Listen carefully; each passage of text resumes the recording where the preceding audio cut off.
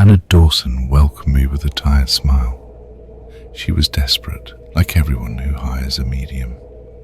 And I was just as desperate, which is why I was back to this gig. Trying other jobs only confirmed that I wouldn't make a living doing anything else. Lana hired me because it had been 20 years since her parents were brutally murdered in that house. A crime that remained unsolved despite an extensive police investigation. She was 15 at the time and luckily at her grandma's. She tried private detectives before and they found nothing. In the end, I imagine reluctantly, she found me through a friend of a friend. Good thing for her, I needed the money and booked my flight right away. It was a typical home in a quiet Florida suburb, surrounded by mostly vacant houses. Lana decided to never sell it, keeping it frozen in time, perhaps hoping someday it would help her find the truth. As she let me inside, an old woman next door was watering her plants, the only neighbor left. She glanced over and gave me a polite wave. "This is a peaceful neighborhood of mostly widows and retirees," Lana explained later. "Nothing like that ever happened before or after." The sorrow still present on her face was undeniable, even after all these years. The living room was completely empty. Not even spiders roamed around. There was just dust and a single light bulb no one had ever bothered to take down. Lana pulled back the curtain, flooding the space with sunlight, probably for the first time in ages. She gave me a quick tour through the kitchen and bedrooms. I could tell she wasn't very hopeful that I'd find anything, and I couldn't blame her. Never promise a client results. That's a rule I learned early on. Most of the haunted houses I visit have nothing to see.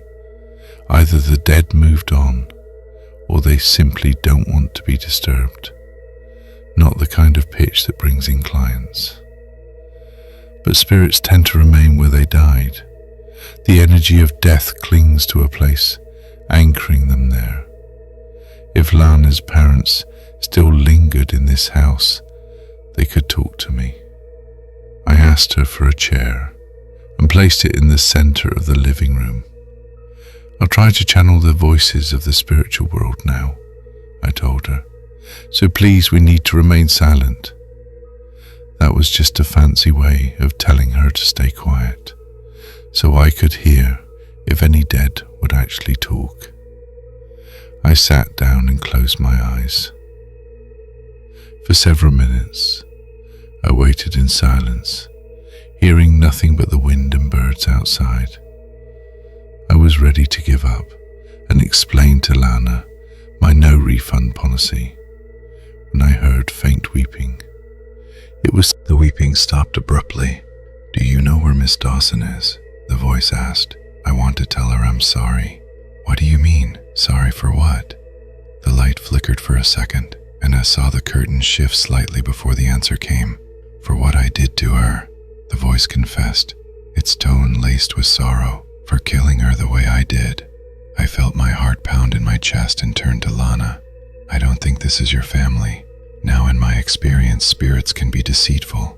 It wouldn't be the first time some smart-ass ghost tried to play me for a fool, so I didn't immediately relay all I had heard to Lana. She would probably freak out anyway, and I needed her to stay quiet for the rest of the session. "Who are you?" I asked next. No response. "Do you know what happened that day?" I tried again. After a long pause, the voice answered. "It wasn't supposed to happen like that," it murmured. "She shouldn't have had to die." That was an interesting response. "What about Mr. Dawson?" I asked. "The man got what he deserved." The voice suddenly deepened, taking on an almost demonic tone. The light bulb flickered violently. Its reaction made sense based on what I had read about the crime scene. Mr. Dawson had died from 15 stab wounds, most likely in his bed. The killer was probably driven by emotion, but Mrs. Dawson showed signs of a struggle. Her only fatal injury was a deep slice across her neck. Maybe her death wasn't intentional at first. This could actually be the murderer. But why did you do it? I decided it was time for tough questions. I just want to help you find peace. It's the only way you'll leave this house and see her again. There was a long silence. Then it spoke, its words thick with emotion. Because I loved her more than anything. I used to watch her every day, getting in her car, walking the dog, buying groceries. She did it all with that same smile. When she waved at me, I felt it in my bones. That doesn't explain why you killed her, I pressed. My questions likely revealed the true nature of the voice to Lana, and her eyes widened in shock. I didn't want to. The voice roared. The bulb exploded, making Lana jump. I just wanted to get rid of him so we could be together, but she wouldn't accept it. She wouldn't come with me. The weeping resumed. I pressed for more answers but got nothing. Everything I had heard spun in my mind like a whirlwind. When everything clicked, I stood up and walked to the door. Lana was as pale as snow, visibly shaken by what had happened. Even if she hadn't heard a word, the energy in the room was impossible to ignore. She asked me why I was leaving. "I'm just thirsty," I casually said. "There's no running water here, so I'll ask that old lady next door for a glass. I'll be back in a minute." The neighbor looked surprised to see me knocking on her door. She was a tiny, fragile lady, maybe in her 70s. She was making bread dough but stopped to answer and invited me in for some water. As I followed her to the kitchen, I took a look at her home. Furniture that had to be at least half a century old, and a large portrait in the living room of her and her husband, taken long ago. She handed me a glass of water and went back to kneading the fresh dough. "I hope you don't mind me doing this," she said, using all her small weight against it. "I just love having them ready for dinner." "Don't mind me at all," I thanked her, sipping the water slowly. "By the way, you and your husband look so beautiful together in that photo," I said, referring to the portrait.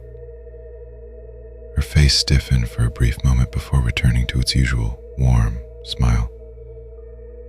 She confessed that he had abandoned her years ago, but it was hard to let go of the memories.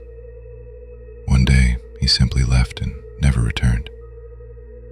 Determined to change the subject, she asked what I was doing in that dusty, abandoned house. I told her I was a medium. "Oh, that's fun," she giggled.